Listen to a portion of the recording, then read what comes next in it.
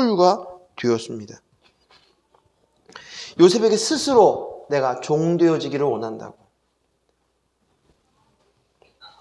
우리는 스스로 자신의 인생을 사는 데 있어서 우리가 가지고 있는 것 중에서 가장 내가 보기에 가장 덜 중요하다라고 생각하는 그것을 먼저 팔고 내가 원하는 것을 얻으려고 합니다.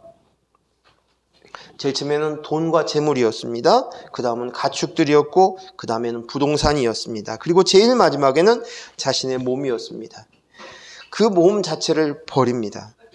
결국 양식을 얻고자 하기 위해서 그들의 모든 소유를 다 바쳐야만 그 양식을 얻어 생명을 얻을 수 있었습니다. 양식이 무엇입니까? 예수 그리스도시죠. 생명의 떡이십니다. 만나이십니다. 산떡입니다. 우리는 우리 자신의 모든 것, 자신의 몸까지도 바쳐서 양식인 예수 그리스도를 얻어야 합니다. 그래야만 생명을 얻을 수 있는 것입니다.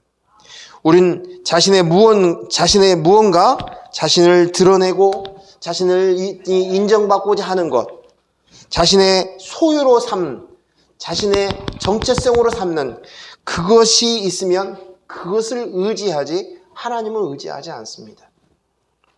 예수를 의지하지 못합니다. 이것이 우리의 솔직한 고백입니다. 우리가 창세기에서 야곱이 약복강 강가에서 씨름하는 장면을 우리는 기억할 수 있습니다. 그런데 그 씨름하기 전에 야곱이 어떻게 합니까? 형 에서가 군대를 이끌고 자기를 대면하러 온다는 말 앞에 심히 두려워 떱니다.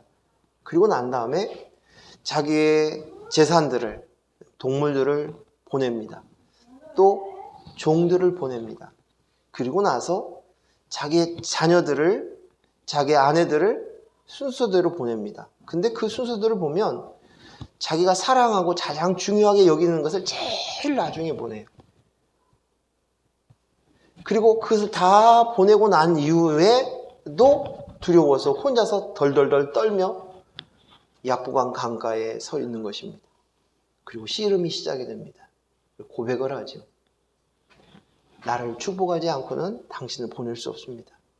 환도뼈가 이골이 되어지는 순간에도 그걸 놓을 수 없었어요. 그런데 그곳에서 이제 마지막 내가 나야라고 삼았던 모든 가장 중요했던 최후의 순간까지도 다 주고 난 이후에 나를 축복해달라고, 그리고 그곳에서 이스라엘이라는 이름을 받게 됩니다. 오늘 애굽에 있는 사람들과 그 근동에 있는 가나안의 땅에 있는 사람들이 와서 양식을 사갑니다. 근데 똑같아요. 자신의 소유 중에서 그래도 덜 중요한, 그 중에 다 중요하지만 그 중에서도 내가 생각하기에 덜 중요한 것이라고 생각하는 것을 하나씩 내어놓기 시작합니다. 그리고 마지막에는 자기 몸도 내어놓는 것입니다.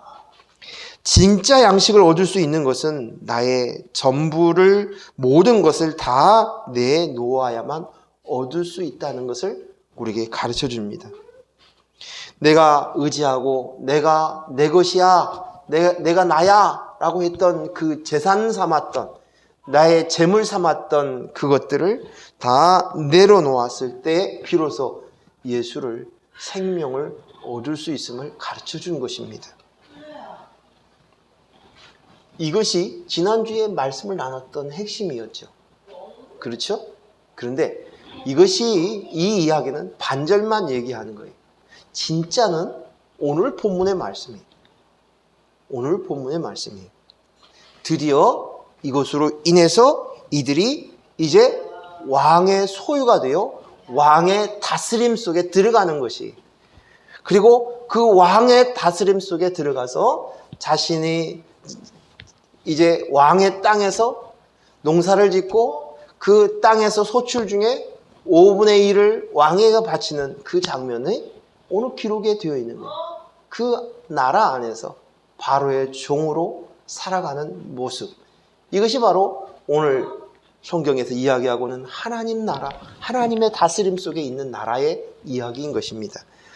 자, 성경 오늘 읽었던 20절, 24절, 25절 말씀을 한 번 더 읽겠습니다. 20절, 그러므로 요셉이 애굽의 모든 토지를 다 사서 바로에게 바치니 애굽의 모든 사람들이 기근에 시달려 각기 토지를 팔았습니다.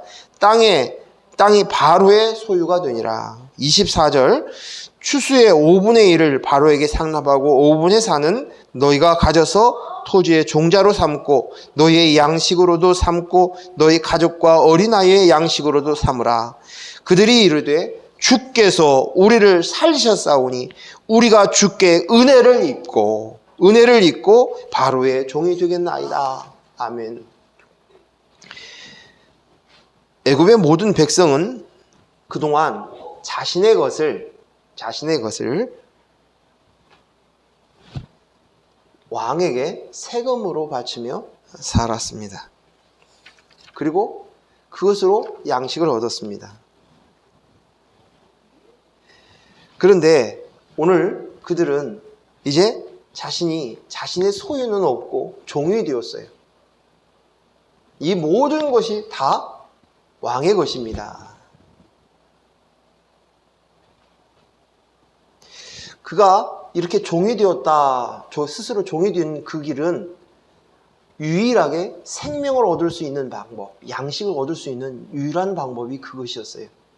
이제 왕의 소유가 되었으니, 종이 되었으니 이제 그분으로부터 양식을 얻을 수 있는 것이죠. 왕이 소유가 된 백성은 5분의 1을 왕에게 바치고 나머지 5분의 4, 80%는 자신과 자신의 가족을 위해서 또 다음 해에 쓸 종자로 사용하게 되었습니다. 과거 기근이 있기 전에도, 없을 때에도 그들은 똑같이 왕에게 세금을 바쳤을 것입니다. 그런데 지금은 기근 후에 왕에게 자신의 소유를 바친 후에 다 왕의 것으로 다 드리고 양식을 산 그들이 이제 세금에 자신의 수익의 20%를 세금으로 왕에게 바쳤습니다. 당시 그 문헌들을 보면, 고대 근동에 있던 그 기록들을 보면 20%를 왕에게 세금을 바치는 예는 없었답니다. 당시 가장 일반적으로 많이 알려져 있는 함무라비 법전을 보면 농부가 생산을 하면 생산 비용을 제외하고 소출의 50%를 왕에게 바쳐야 되고, 내지는 33%, 그러니까 2분의 1을 바치거나 3분의 1을, 조금 더 나으면 3분의 1, 아니면 보편적으로는 50%를 왕에게 바쳐야만 되었다는 것입니다. 근데 지금 오늘 애굽의 사람들은, 그 백성들은 자신의 땅, 자신의 소유를 다 왕에게 바쳤던 그 사람들은 20%만 왕에게 바치고 나머지 80%는 자기를 위해서 쓸 수 있게 되었다는 것입니다. 오히려 실제적인 삶은 자신이 소유로 받았던 그 삶보다도 자신의 소유를 다 바치고 난 이후에 삶이 훨씬 더 윤택하고 풍성한 삶을 살았다는 것을 알 수 있습니다. 그런데 오늘 근본적인 차이가 있어요. 기근이 있기 전과 기근이 있고 난 후, 자신이 소유로 가지고 있었던 때와 그리고 이제 그 소유를 다 왕에게 바치고 난 이후 그 삶의 차이는 근본적으로 틀립니다. 전에는 내가 왕에게 내 것으로 세금을 바쳤어요. 그런데 이제는 자신의 소유가 하나도 없어요. 다 왕의 것이에요. 그래서 왕이 원하는 만큼만 그 왕의 것에서 떼어서 왕에게 드리고, 왕의 명령에 따라서 왕이 허락한 대로 그 나머지 것으로 자신의 양식으로 삼고 살았다는 것입니다. 이게 뭐예요?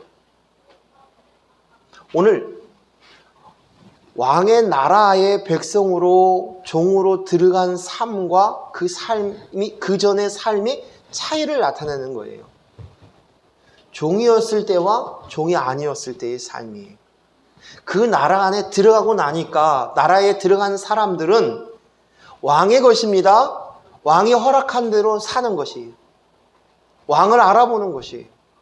왕이 주인이신 것을 알고 주인이 허락한 대로 주인에게 바치라는 그것과 또 주인이 허락한 그것으로 내가 사는 거예요.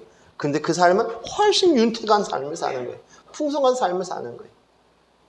오늘 우리가 하나님 나라의 삶을 살지 못하는 이유가 여기에 있는 거예요. 하나님 나라에 살지 못하는 이유가.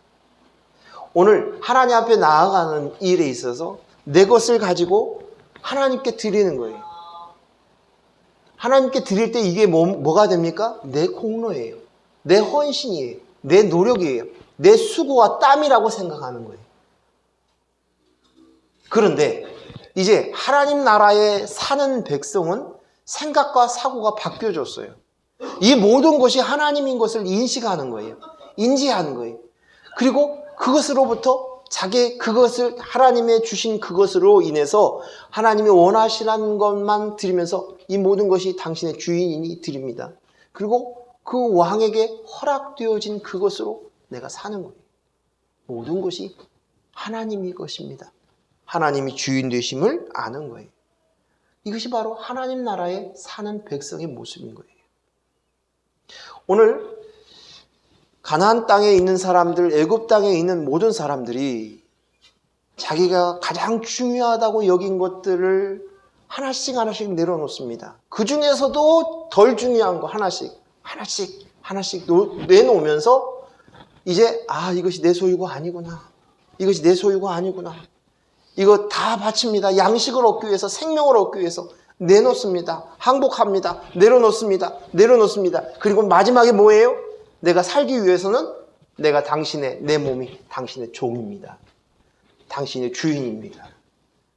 여기까지 가는 거예요. 그러자 안심하게 되는 거예요.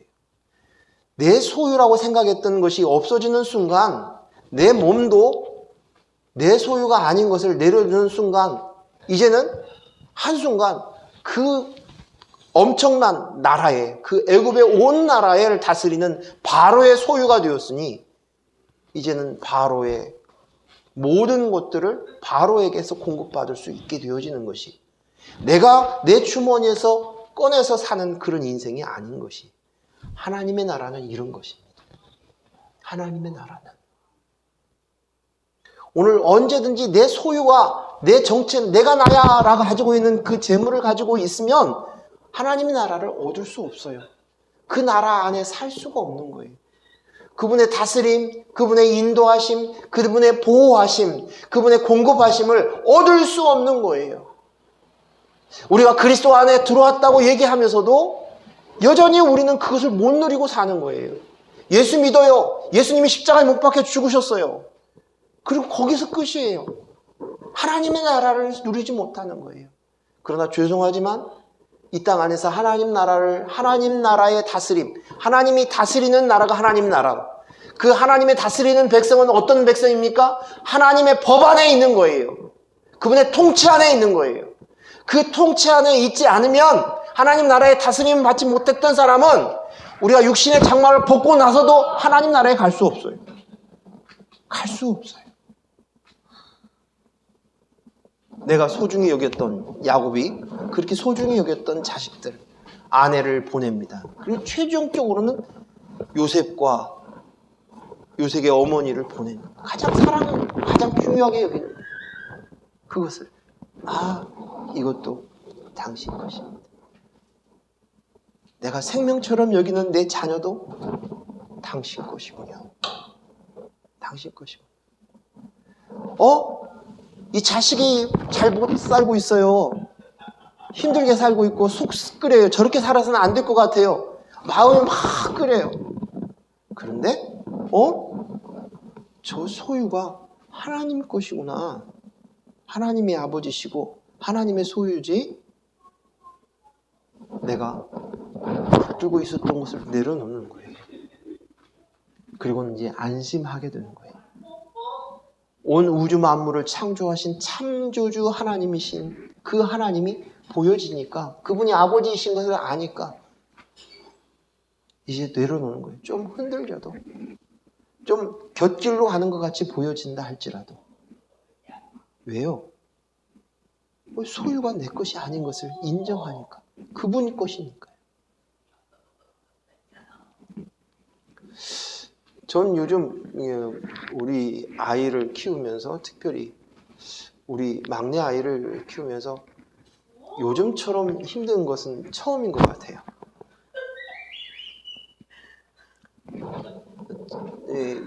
지금까지 키우면서도 그렇게 힘든 줄은 몰랐는데, 아이가 힘도 세지죠, 고함도 지르죠, 울지요, 꼬집지요. 제 손에가 온몸에 멍이 들었어요.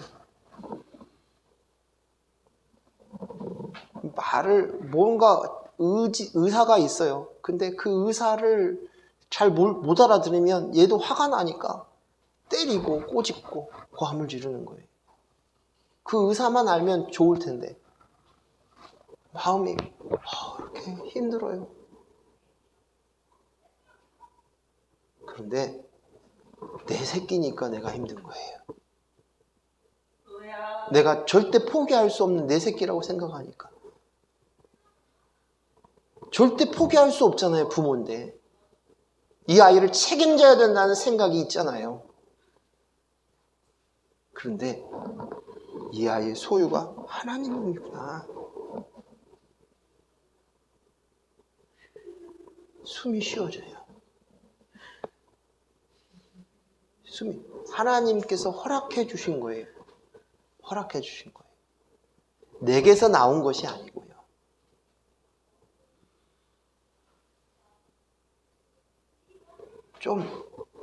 여러분 조금 납득하지 못하거나 조금 어려울 수 있어요.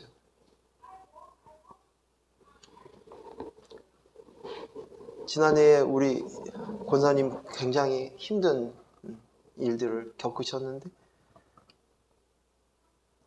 하나님이 내 자녀의 소유예요. 소유예요.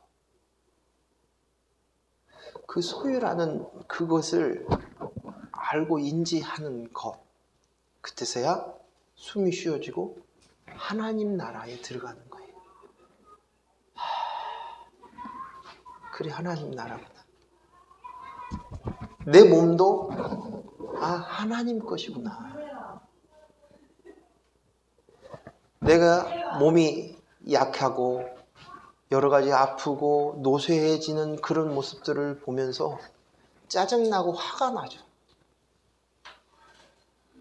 저희 아내가 집에서 앉았다가 일어날 때 아이고. 전에는 들을 수 없는 소리예요. 아이고. 그래요. 온몸의 뼈가 할머니가 된 것 같대요. 근데 고백하는 거예요. 주어진 것이구나. 하나님 인식하는, 내가 피조물이구나. 내가 힘이 있을 때, 에너지가 있을 때, 능력이 있었을 때 그건 결코 깨달을 수 없는 것입니다. 이스라엘 백성들이 애굽을 나왔습니다. 근데 애굽을 나오고 난 다음에 하나님께서는 바로 가나안 땅으로 입성시키지 않으셨어요. 어디로 인도하셨어요? 광야의 길로 갑니다. 근데 그 광야의 길 동안 40년의 광야의 시간 속에서 불기둥과 구름기둥으로 그들을 지키고 보호하셨어요. 때마다 만나를 주셨어요. 메추라기를 주었어요. 먹이셨어요. 그런데 그 광야의 40년 동안 그들이 한 결국은 뭐예요? 결론은 다 죽었더라예요. 그들은 다 죽었습니다. 그리고 새로운 시대가 열리면서 가나안 땅에 들어가게 됩니다. 뭘 가르치시는 메시지예요? 오늘 우리가 하나님 나라에 들어가는 그것, 내 소유 중에 가장 귀하게 여겼던 그것, 이것만은 안 돼, 끝까지 내 창고 안에다가 보관했던 그것까지 다 내려놓고 버렸을 때, 비로소 내가 죽었을 때 내 소유로 삼았던 그 모든 것을 다 내어놓았을 때 하나님 나라에 들어가는 거예요. 하나님의 다스림 속에 들어가는 거예요.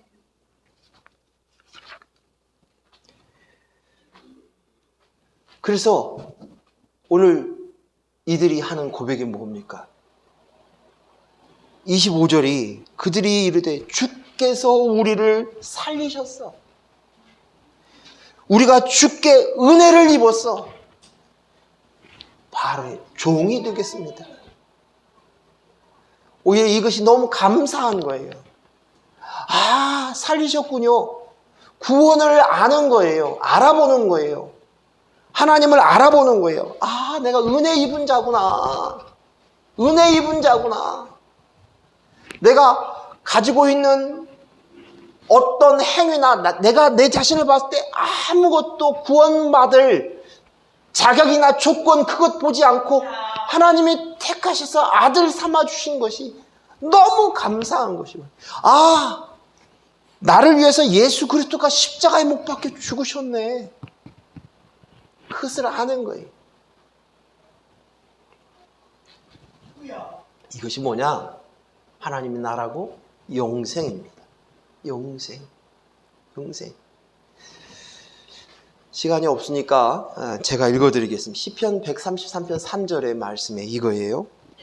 헐몬의 이슬이 시온의 산들에게 내림 같도다. 거기서 여호와께서 복을 명령하셨나니 곧 영생이니라. 복이 뭐예요? 영생이에요. 헐몬산은요, 이스라엘 그 땅 위에 제일 북쪽에 있는 헐몬산인데 한 3,000m가 안 되는 2,000 몇백 미터 되는 곳입니다. 근데 그곳에는 항상 흰 눈이 가득해 있어요. 그런데 그 흰 눈이 이제 뜨거운 태양볕을 보니까 증발되어서 그 다음에 가나안 땅에, 이스라엘 땅에 이슬로 내리는 거예요. 그런데 그 이슬은 가나안 땅 이스라엘 백성들에게는 실제적인 강수량은 적었어요. 1년이면 몇 번 비가 안 와요. 근데 그 땅에 매일 이슬이 내림으로 인해서 농사를 지을 수 있게 되는 거예요. 젖과 꿀이 흐르는 땅. 그래서 이슬이 없으면 살 수 없는, 매일매일 불기둥과 구름기둥의 보호하심처럼 헐몬산에 내리는 그것. 아, 하나님이 계시는구나. 하나님이 다스리시는구나. 이거예요. 그래서 여호와의 복을, 이거 영생인 거예요. 여러분, 하나님의 나라에 사는 것이 바로 영생인 줄로 믿습니다. 근데 영생은 어떻게 하는 거예요? 어떻게 해요? 요한복음 17장 3절에 영생은 곧 유일하신 참 하나님과 그가 보내신 예수 그리스도를 아는 것이니라. 무슨 말입니까? 아까 우리가 경외에 대한 이야기를 하면서 이것이 내 마음속에서 생겨나는 것이 자연스러운 표현이 경외심인데, 하나님에 대한 경외심인데, 이 하나님을 아는 데는, 이 경외심은 어떻게 마음에서 드러나느냐? 하나님이 하나님 되심을 아는 거예요. 유일하신 하나님을 알면 알아갈수록, 내가 하나님 앞에 예수 그리스도가 하신 그 은혜를 알면 알수록, 인지되어지면 될수록 내 마음속에 경외심이 나오고 그 경외심이 행동으로 드러나게 되어지는 것입니다. 자, 이것을 우리가 더 하나님을 알고 예수 그리스도를 더 알고 알아가는 것이 뭐냐면, 내가 한 여자를 알고 있습니다. 예를 들어서 하는 말씀이에요. 근데 내가 그 여자에 대해서 아는 것이 있습니다. 똑같이 아는 거예요. 그분에 대한 지식이 있어요. 그녀가 외모가 이렇구나, 아름답구나. 그리고 그 사람 이름이 무엇인지도 알아요. 그 사람 대화를 한두 번 해봐서 나이가 몇 살인 줄도 알고 말투가 어떻다는 정도 압니다. 근데 그녀가를 이제 교제하기 시작했어요. 연애를 하게 되었습니다. 근데 그래서 이제 그녀에 대해서 이제는 그녀의 성격도 알아갑니다. 취향도 알아갑니다. 연애를 하면서 점점 더 그 사람의 배경도 조금씩 알아가기 시작합니다. 가족관계도 알아갑니다. 그 사람의 학벌도 알아갑니다. 연애하면서 점점 알아갑니다. 그러다가 그녀와 이제 결혼을 했어요. 결혼이 시작이 되었어요. 이제 그리고 결혼하고 나서부터는 이제 그녀의 사소한 습관들, 식습관, 취향, 관심사, 그녀의 생각, 그녀의 온 가족과도 관계를 맺어가며 알아갑니다. 성격을 더 파악하게 됩니다. 잠버릇도 알아갑니다.